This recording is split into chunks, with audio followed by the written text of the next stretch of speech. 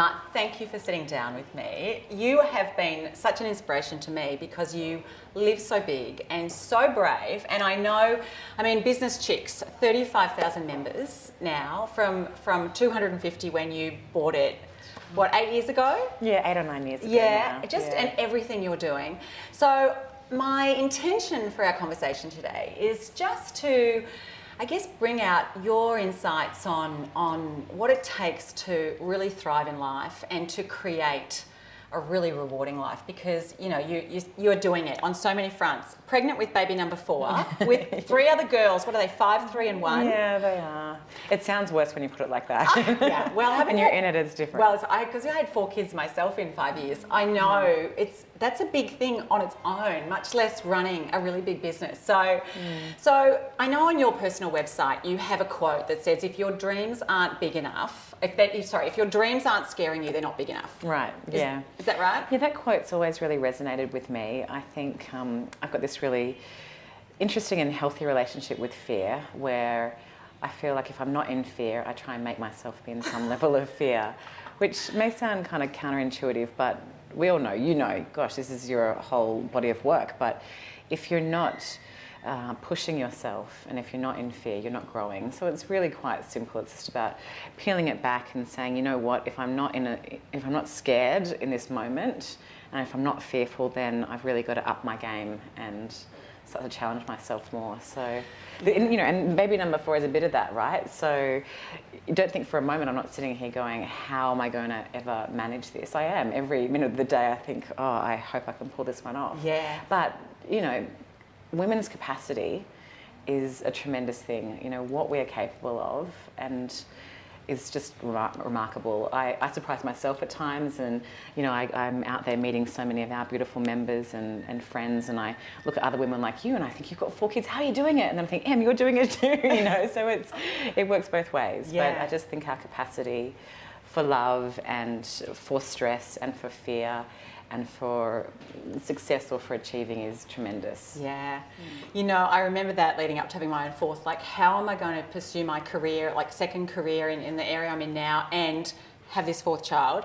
And I know for me, looking back, I'm like, you know what? You didn't need to doubt yourself so much. You figured it out. One day at a time, you just figured out how you do it. You don't have to have some big master plan. But when it comes to that doubt and that fear, I think women, we struggle with it more than the guys. And I define courage as taking action in the presence of it. And clearly you take a lot of action in the presence of fear. You thrive in that place. But what do you say to women who do just struggle with, do I have what it takes? And what if I'm not good enough? And what if I can't do it? And what if I'm deluding myself? What do you say to women who aren't as comfortable in that place of just taking action and feeling afraid? I think I'd say to women like that, you're overthinking it. Really. Hashtag just do it. Yeah, just get on with it. I think I don't have a plan. I don't know how I'm going to manage this. We're launching our business into North America in July. I don't really have a day-to-day plan of how we're going to do that. I didn't have a plan to reach the growth we've had in this business. It's just about putting one foot in front of the other and getting your self-talk right, getting the mindset right of, and almost being a little bit flippant with it. It's that thing of, well, if it doesn't work, it doesn't work. It's not this big failure. I'm not, the world's not going to collapse. But there's something in that. But just in that, you said, if it doesn't work, it doesn't work. So you don't like, oh my God, I'm a failure. No. Yeah, so one of our values here at Business Chicks is about being pragmatic, not dramatic. Because we work with a bunch, I've got 30 women in my team, and if you want to go down that, rabbit hole of, my life is hard, it's so stressful, it's so tough, we just take away that drama and try and remove that emotion. I'm not saying don't be sensitive and, don't be without emotion, but you have to almost say, just pick yourself up, get on with it. Like I said, one foot in front of the other, and don't make it mean something it doesn't. No, don't create a story. Don't create. I know as humans, and we've had conversations about this, where these meaning-making machines where we attach meaning to everything that goes on, and it just doesn't mean anything. Yeah. Just let it go. Start again. Like I said, dust yourself off, and don't take it so personally, and just get on with it. And I think it's about not taking yourself seriously as well. I'm always the first to laugh about stuff that's happened, and it's a game. life is a game, Yeah. and you just got to have fun and play. Yeah. I think we need to play more. I think, and you know, I know Richard Branson, who you're friends with, and I'm looking forward to spending time with you and him in July. But I know, like Richard Branson, he's all about have fun. If you're not having, what's the point of life if you're not enjoying what you do? Yeah, and look, he's look, and it's very kind of you to say we're friends. We're certainly not friends. I've been blessed to spend a lot of time with Richard. You know, he's spoken for Business Chicks 4 or 5 times. I've now been to Necker, and this will be my second trip. You know, with you guys and the Business Chicks crew, and I was fortunate to go to South Africa to his private game reserve last year. So I wouldn't call us friends. He's certainly been a great support to us. But what he has taught me is to be more playful. And you know, so I had this situation on Necker where we were walking back from a dinner one night, and he goes, "You're it," and he, you know, he wants me to chase him up the hill. You know, I'm like, "What are you, 62?" You know, and then we had this situation on safari in South Africa where he said to the driver, "Please stop. I need to go to the bathroom." So he does his thing, you know, behind the vehicle, and we're all just looking in our rearview mirror. It's going, you know, what's going on here? And then he climbed up onto the vehicle and rah, you know, scared the person behind me. So it's that lightness that you know, he doesn't take himself seriously. He has a crack at it. He has a go, and that's what I get from him. And I think, which is so, I think we all need to do that. I know it's so easy to get caught up being busy, and making that time to have fun. But you mentioned a moment ago about just our own self-talk. You know, obviously we all have it, and there's lots of different names that we can call that self-talk. But what do you do when that self-talk gets negative? That's like, "Oh, Emma, you know, you can't do it." How do you get yourself back in that mindset? Because we know that that's the place to be, just in that good mental space where we're seeing life with possibility and confidence and that willingness to take on risks. But it's easy to get pulled back into the small stuff and beating up on ourselves and, you know, doubting ourselves. So what do you do to stay in that mindset that you need to create what you're doing? Yeah, well, I mean, I certainly am there regularly. It's not good. As if I'm I've glad got to it all, hear that. No, I don't have it all sorted at all, and it always creeps back in, and that's human nature, to have that monkey on your shoulder that says, well, you know, who are you to give this a try?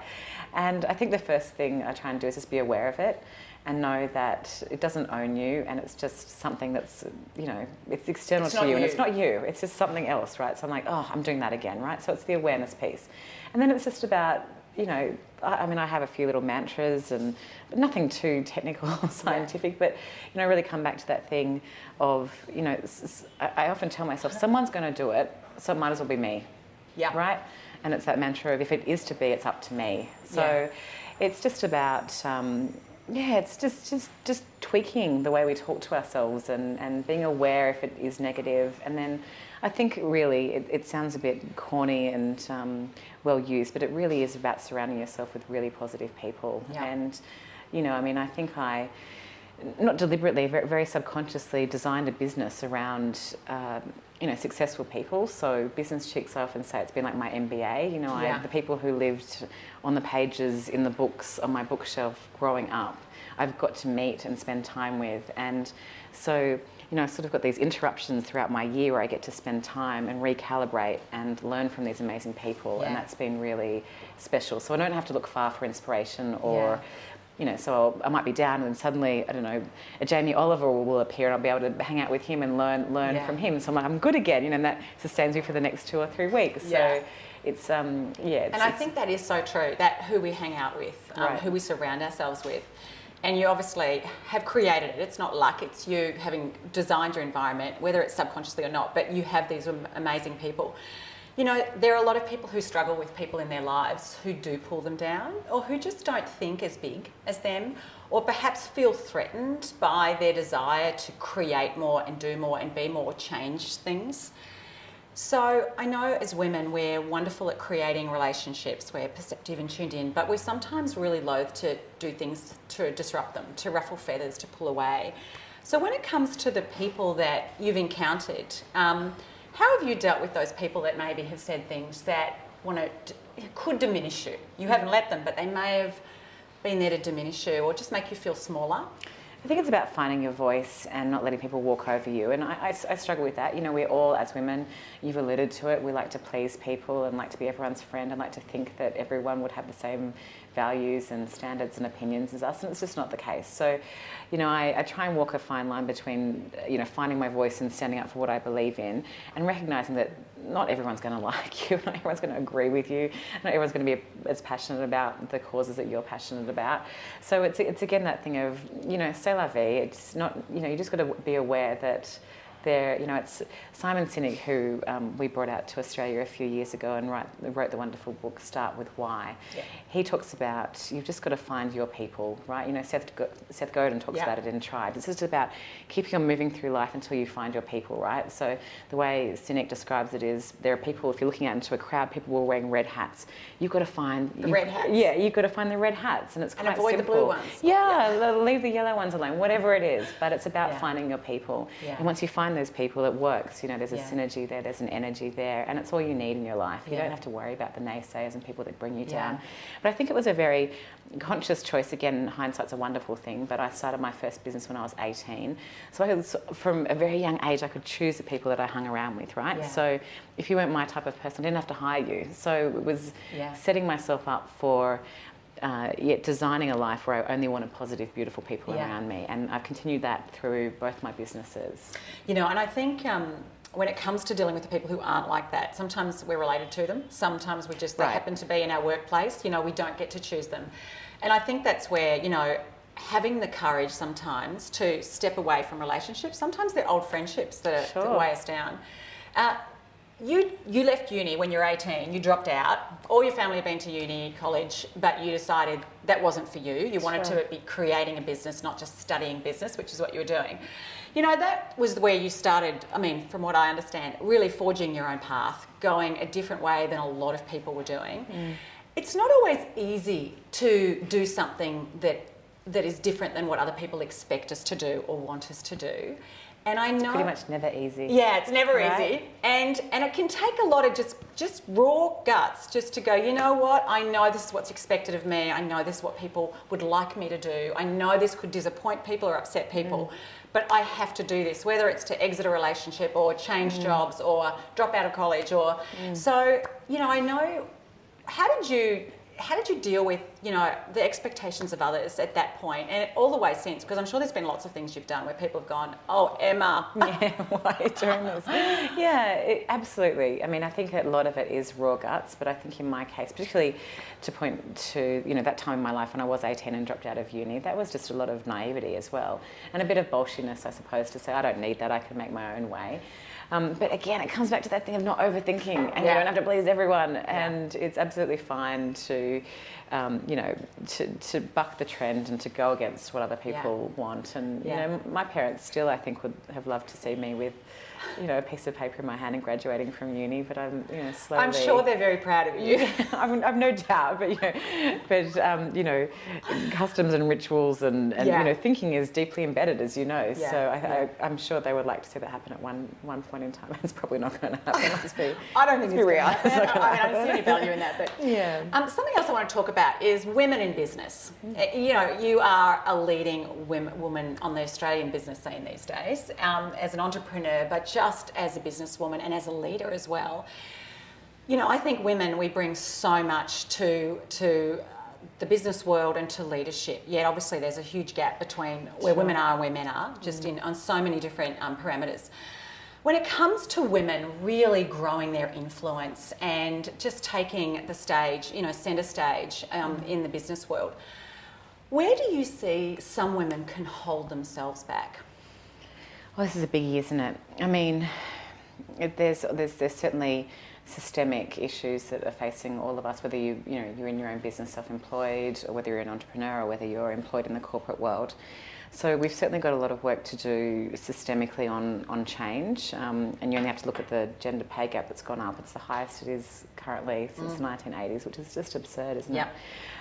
So there's tons of work to do. I think the conversation needs to be both with men and with women, and I think it is about having the tough conversations with the guys. I have a very supportive, wonderful husband. I love him to bits, but we've had conversations where he said to me, why do you have to talk about this stuff? You've got it all. You don't need anything. You earn more than me. You travel the world. You've got it all. Why do you need to keep going on about it? But there's a massive conversation to have. I think in the entrepreneurial world, I think women have less access to funding. I think we suffer from unconscious bias all the time. You know, I often tell a story of being around a Christmas dinner table a couple of years ago, and there were 4 couples, and we're all entrepreneurs, and the guys were talking about the deals that they'd done that year, and you know what money they'd made and what had been a failure. And the 4 of us women were all successful entrepreneurs. You probably know all 4 of them. We certainly had the means to be able to invest in these deals.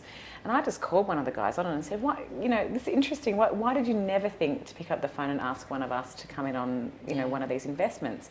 And the guy just said, "You know, Em, we just did not think about it. It's just, it's the way it's always been done." And that's that unconscious bias. It's not malice, it's just... No. It's not intentional, it's not malicious. It's just interrupting that train of thought and interrupting those and challenging those behaviours and patterns that go on. So I think, again, it comes back to... So calling it. Yeah. And I think sometimes we don't always call it as much as we should. Yeah. But I think, you know, I think of so many women I've met who are just so dynamic, and we're so perceptive and so just great at being able to pick up what's going on and make things happen. And clearly, you know, you've made a lot happen. When it comes to the conversations we need to have sometimes in a workplace environment, whether it's holding someone accountable, whether it's calling someone out, whether it's asking for something we really want, making a bold request, giving critical feedback even. You know, where have you encountered that? Where have you ever struggled with that? And, you know, what's your advice to someone watching this who's like, oh, I know there's a conversation I need to have, there's an issue that's causing me frustration or resentment, but I'm just sort of putting it off? Look, I think, again, it comes back to having a level of self-awareness. So it's not something that I'm strong at. I'm not good at it. I'm a Cancerian. Cancerians are often said to be little crabs that walk sideways and, you know, instead of being direct and upfront. I mean, I think if you ask any of my team, they'd say, "Oh gosh, she's so direct and she asks what she wants." But in my situation, I'm always looking at what I'm good at and what I'm bad at, and I plug people in to do the stuff that I'm not so good at. So that means, you know, I think you'll find with most entrepreneurs where we like the startup phase, we like the growth phase, we like the fun parts, but I'm fairly much a useless manager of people and problems, you know. So I put people into roles where they can, on a daily basis, be looking at people and problems. I mean, I consider myself a great leader. I think I can inspire people. I think I can motivate people. I think I can attach people to where we're going constantly and realign my team and my people to our vision. But the day-to-day managing of conversations and people and problems is not necessarily my forte. Which is part of really what it is to be smart about leadership and management. You're putting people who are better at stuff in the roles where it needs to be done. 100%. So, I have so many people who are so much better at a million tasks than I am, and it really comes back to, you know, working to your strengths and knowing where you fall down. Yeah. Well, Emma, just in finishing, I just wanted to touch on, I know last year was a big year for you with your daughter, Mila, who was diagnosed with Hodgkin's lymphoma. That's right. Yep. Had to go through chemo. Yeah. She's great now. Bill of Health, which is fantastic. And in the midst of all of that, you're travelling overseas, you're running a business, you're building a business globally. How do you manage just, you know, the conflicting pressures I'm assuming you feel at times, and just sense of, you know, different things that you're excited and passionate about and care about? How do you reconcile yourself with when you're over in Africa with Richard Branson and the Entrepreneur Institute he has there, or you're in the US building up Business Chicks, which is going to launch in a few months' time, which is really exciting. And then just, you know, on the home front, the kids and who not being there when you'd like to be there at times. How do you just deal with that? Because I know a lot of women, myself included, struggle with this pull all the time that often men don't. Not saying all men, but just many don't. How do you manage that? I think the biggest lesson in parenting, and I'm by no means a parenting expert. I've got no idea what I'm doing 99% of the time. But the biggest advice I got when I first had Mila, who was my firstborn, you know, as much as we hold our babies in our arms and we look into their eyes and we say, I wonder what you're going to make of yourself. I wonder what you're going to get up to in life. Your kids are looking at you and thinking the same thing. What are mum and dad going to get up to? What's their mark? What's their legacy? And they may not have the words for it, but they want us to get up to something as well. So I rarely feel guilty. I feel a sense every now and then of, wouldn't it be nice if I, had more time to spend with them? But I got very, very clear in the very early days of parenting that I want to be a role model, particularly because I have 3 girls and I want to get up to something. I want to live this great big life. I want to make them proud of me. And when I first had my first baby, a lot of people said to me, "Oh, you're going to want to stay home and you're not going to be as..." I had people say that Yeah, too. but it had the opposite effect on me. I was more motivated to create this life for my family. You have these little souls you're responsible for, and my motivation, ambition just went boom, almost linear, just... Well, talking of Simon Sinek's, your big why. Right, yeah, what's my life going to stand for? Yeah, and I'm really clear on that. It's about, if I can create this big life and encourage and inspire others to believe it's possible for them, then, I've done my work. You are such a great role model. And I remember myself thinking years ago, how can I tell my kids, I have 3 sons and 1 daughter, but how can I tell my kids, go out there and pursue your dreams and live passionately and boldly if I'm not? Right. Yeah, absolutely. Oh, but I won't do mine because I'm raising you. So and it is, there's obviously a balancing act and we can't always do everything at 100%. But I think that, someone once said to me, kids don't always listen to what you say, but they always watch what you do. 100%. And who you are as a role model. And I think you do that beautifully. So thank you for your time today, Emma. It's a pleasure. It's just a pleasure to talk to you. So nice to I could talk talk to for you, hours. too. But in the interest of, my TV show, we'll call it a quits here. And I look forward to meeting this baby. Yeah, can't wait. Thanks for your time, Margie.